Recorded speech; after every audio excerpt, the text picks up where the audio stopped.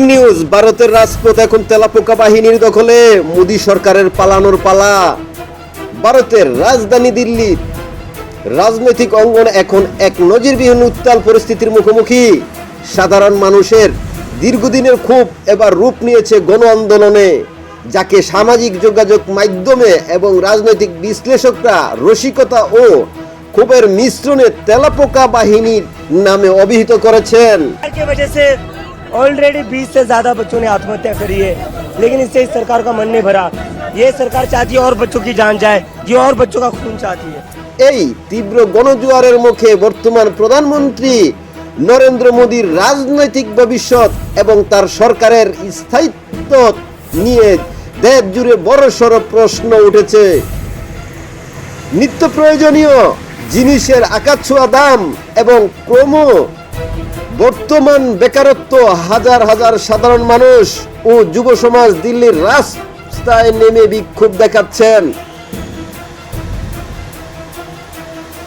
বঙ্গাত্মভাবে এই বিশাল জনস্রোতকে অন্যায়ের বিরুদ্ধে এক অদম্য শক্তি হিসেবে তুলনা করা বিক্ষোভের আজ শুধু দিল্লিতেই সীমাবদ্ধ নেই, ছড়িয়ে পড়েছে ভারতের বিভিন্ন প্রান্তে।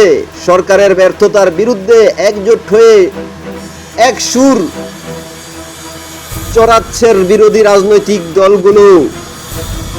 পরিস্থিতি নিয়ন্ত্রণে আনতে হিমশিম খাচ্ছে দিল্লির পুলিশ।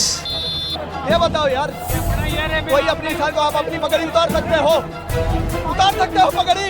हम चलेंगे इलाज कराने, हमारे नाम पे पगड़ी उतार दो।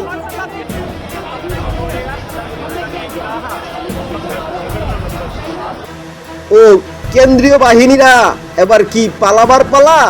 মোদী সরকারের রাজনৈতিক বিশেষজ্ঞদের মতে বিগত কয়েক বছর মধ্যে মোদী সরকারকে এত বড় গণবিক্ষোভের মুখোমুখি পড়তে হয়নি। আন্দোলনের এই তীব্র দাবানল যদি প্রশ্নবিত না করা হয়, তবে আগামী দিনের সরকারে টিকিয়ে রাখাই কঠিন হয়ে পড়বে। সামাজিক যোগাযোগ মাধ্যমে ইতিহাসের মধ্যেই হ্যাশট্যাগ ট্রেন্ড করেছে যে এই গণ দাবির মুখে এবার হয়তো মোদী সরকারের ক্ষমতা ছেড়ে বিদায় নেওয়ার সময় চলে এসেছে। নিউজ ডেস্ক, সবুজ মাহমুদ, এসএসবি রিপাবলিক নিউজ। সাইকেলে অবস্থিত আমরা গৌরবে চলতে করে থাকি না। সরকার ইলেকট্রনিক্স ডিভাইস সার্ভিসিং করা হচ্ছে সবুজ ইলেকট্রনিক্স। কোনো দেশেই আপনি যেয়ে থাকেন আর সেই সমস্ত ডিভাইসগুলি এখান থেকে সার্ভিসিং করে নিতে